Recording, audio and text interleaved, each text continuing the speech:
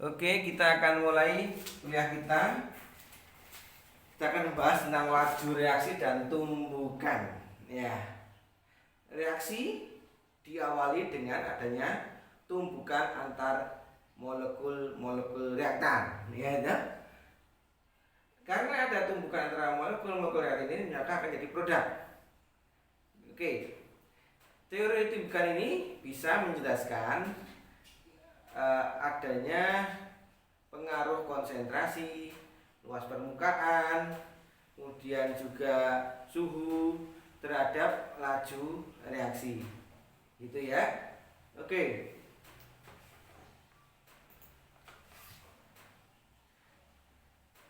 Reaksi itu dapat terjadi apabila energi yang diberikan ya itu bisa melampaui energi aktivasinya.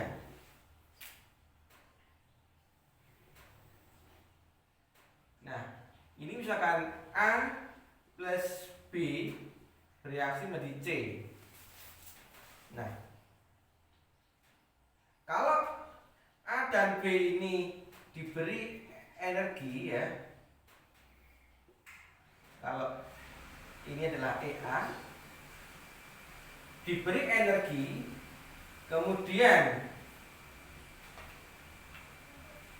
A plus B ya diberi energi, dia akan naik energinya, kemudian di sini A dan B akan mengalami tumbukan. Bila tumbukannya ini efektif dan energi aktifnya terlampaui, dia akan jadi produk. Bila ini tumbukan tidak efektif, dia akan turun jadi akan kembali.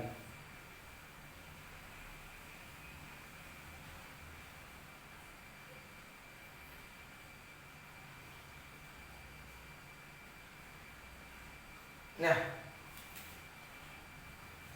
energi aktivasi adalah energi minimum yang dibutuhkan untuk terjadinya reaksi. Ya. Kalau ini tidak terlampaui, maka energinya maka reaksinya tidak akan terjadi. Itu ya.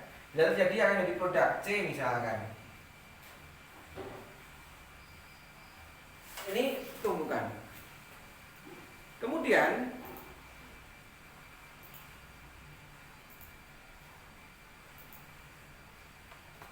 berkaitan dengan konsentrasi dan luas permukaan sekarang.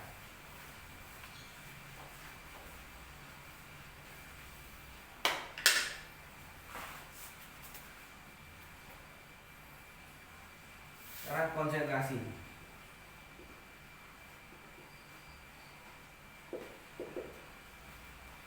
Secara teori kemarin, apabila konsentrasinya naik, maka V-nya naik. Begitu ya. Bila konsentrasinya turun, maka V-nya turun. Karena gini, V dalam artian laju reaksi, ini K kali konsentrasi reaktan ya. Misalkan A, pangkat X gitu kan. Nah, ini adalah konsentrasi. Semakin tinggi konsentrasi, maka V-nya naik. Oke. Ya. Itu faktor konsentrasi pada tumbukan. Artinya semakin tinggi konsentrasinya, tumbukannya semakin banyak terjadi. Itu ya. Tapi kalau konsentrasinya rendah, tumbukan semakin berkurang. Contoh ya. Kalau reaksinya gas dalam ruangan gitu, kalau konsentrasinya rendah, mungkin gasnya satu di pojokan kiri, satu di pojokan kanan, nggak ketemu. Tapi kalau reaktan ditambahi ya, misalnya dalam ruangan tadi gasnya ditambahi, maka gas yang bertemu akan semakin banyak peluangnya, kan gitu kan. Oke, berarti semakin tinggi konsentrasi akan meningkatkan peluang tumbukan. Oke ya, itu ya. Terus bagaimana dengan luas permukaan?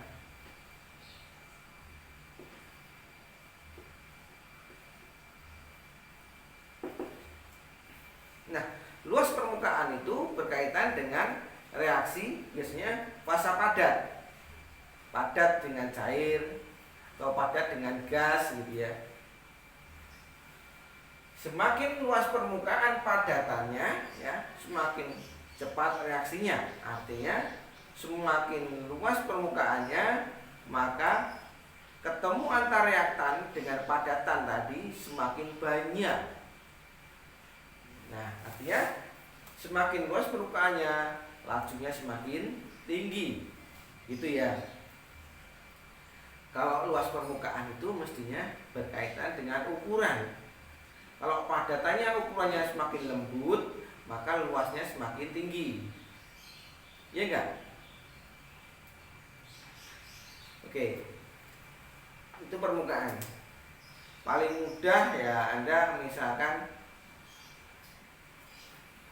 mereaksikan antara gula batu dan air, kemudian dibandingkan dengan gula pasir dan air. Gulanya cepat larut yang pasir atau yang gula batu? Gula pasir. Oke ya. Itu luas permukaan semakin tinggi. Berarti konsentrasi dan luas permukaan semakin tinggi, maka peluang ketemu antar reaktan akan semakin tinggi. Maka lajunya juga semakin tinggi pula. Reaksinya bertambah cepat. Ya. Paham ya? Oke. Sekarang sifat kimia. Ternyata juga tidak ini aja. Karakter kimia juga berpengaruh. Sifat kimia. Ini maksud kemudian adalah bentuknya ion atau kovalen katanya. Nah, kalau reaksi antar ion dan kovalen dibandingkan, maka akan cepat ion. Ion itu kan ukurannya kecil sekali ya. Dan biasanya kalau ionik itu karena ukurannya kecil, dia ketemunya juga peluangnya besar. Tapi kalau kovalen, biasanya kan panjang-panjang ya, organik, ikatan organik ya. Misalnya ikatan organik kan panjang sekali. Misalkan ini seperti ini, senyolanya, yang situs aktifnya di sini, aktifnya.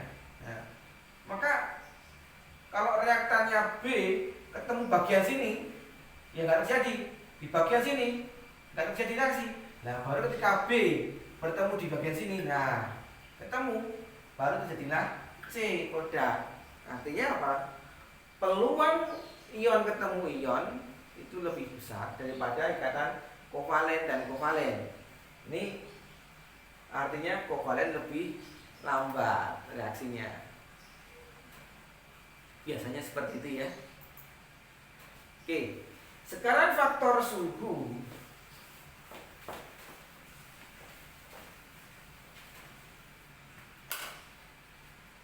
Suhu.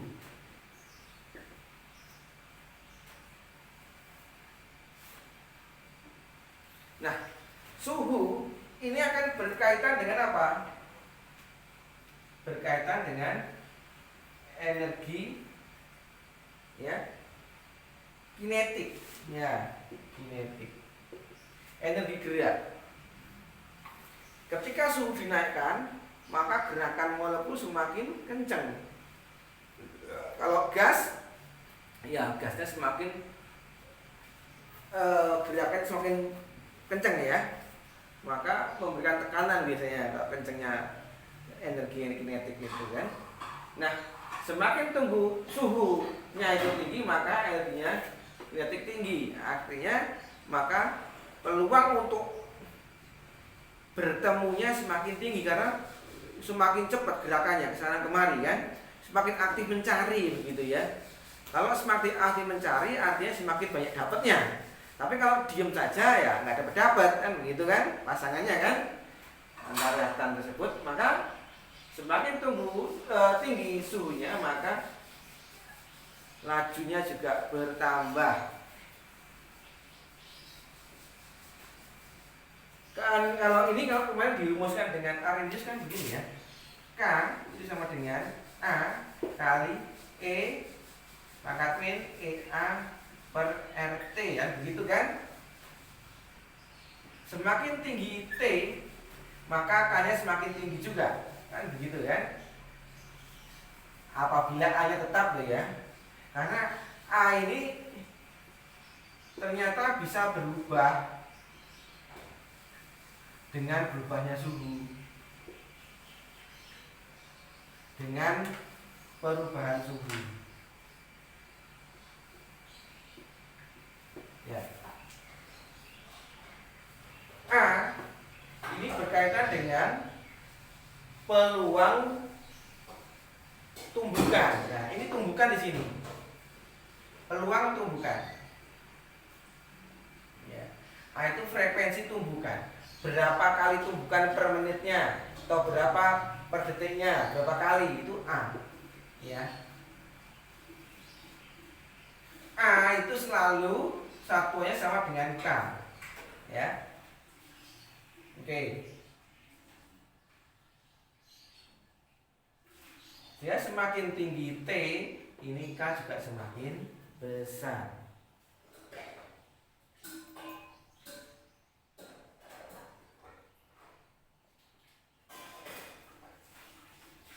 Nah, sekarang faktor katalis nih. Nah, ini faktor katalis kan.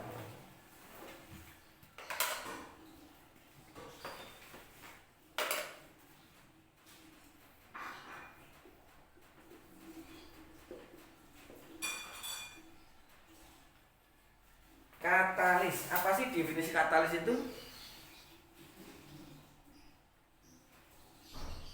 Zat yang dapat mempercepat reaksi, ya. Dia ikut bereaksi enggak? Ya, selama saya bertanya ke mahasiswa, itu biasanya menjawabnya begini. Apa itu katalis? Ya, katalis adalah zat yang dapat mempercepat reaksi, tidak ikut bereaksi, dan akan terbentuk kembali pada akhir reaksi, gitu ya. Ternyata enggak, katalis itu juga ikut bereaksi, dan ternyata secara mikroskopik itu seolah-olah terbentuk kembali, ya. Tapi ternyata kadang bukan katalis yang awal tadi, gitu ya. Ya, senyawanya mirip tapi dari molekul yang berbeda, begitu kan. Kadang seperti itu. Ada yang sama, ada yang berbeda. Jadi katalis itu adalah zat yang dapat mempercepat reaksi, dia ikut bereaksi, ya. Ya, dan secara makroskopik dia terbentuk kembali. Tapi secara mikroskopik dia belum tentu terbentuk kembali. Mungkin dari molekul yang lain. Misal, ya toh, Anda mereaksikan antara apa? Zat A dan zat B dengan katalis H+, gitu ya. H+ awal sama H+ setelah reaksi, itu H+-nya itu beda, molekulnya udah beda. H+ awal itu asli dari katalisnya, H+ akhir itu ya H+, tapi bukan dari katalis awal, tapi dari pecahan. Misalkan senyawa air itu pecah menjadi H+, gitu ya. Tapi bukan H+-nya yang miliknya si katalis awal tadi, gitu ya. Beda molekulnya, cuman sama-sama H+, ya gitu. Itu katalis. Jadi katalis ini kalau kita gambarkan seperti ini, tadi grafiknya, kalau ini energi aktivasi,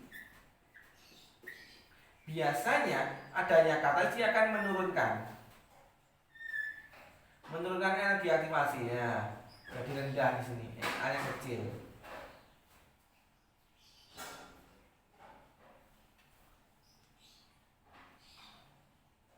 Banyak sekali yang modelnya kompres yang gini aja juga bisa, tergantung reaksinya, ya. Jadi EA nya turun, ya, menurunkan energi, artinya energi sedikit saja sudah terlampaui, begitu ya. Itu fungsi dari katalis, menurunkan energi aktivasi. Dengan energi aja turun, maka energi sedikit saja sudah bisa reaksi. Tapi, ya, faktor energi aktivasi yang rendah belum tentu mempercepat reaksi. ya. Belum tentu. Rendah tapi lebih lama, banyak. Ya. Reaksi dengan energi yang aktivasinya lebih rendah, ya, ditambah katalis, turun EA-nya. Tapi kok lama? Itu ada katalis yang seperti itu. Artinya turunnya energi aktivasi ini bukan satu-satunya faktor yang mempercepat laju reaksi. Nah, coba kita lihat yang Arrhenius ini.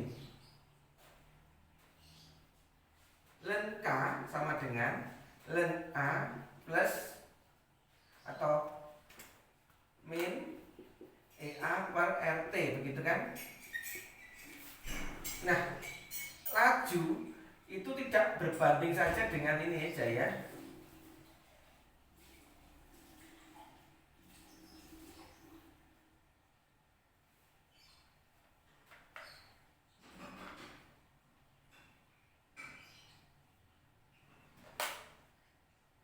Ada faktor ini, ada faktor ini. EA-nya turun nggak apa-apa, oke turun. EA turun artinya pengurangnya di lebih kecil sehingga lebih besar kan, begitu ya.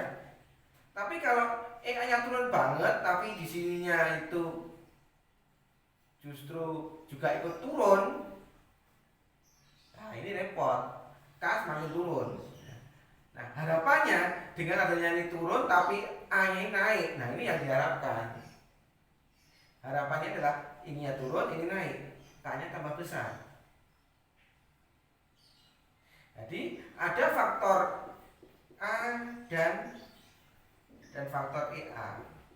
Dua-duanya ini berpengaruh. Kalau A-nya besar, EA kecil, oke, bertambah cepat. Kalau A-nya kecil, A-nya ya kecil, malah lambat, kan gitu kan? Artinya saya yang menekankan di sini energi aktivasi bukan satu-satunya faktor yang mempercepat laju reaksi, ya. Ada faktor A.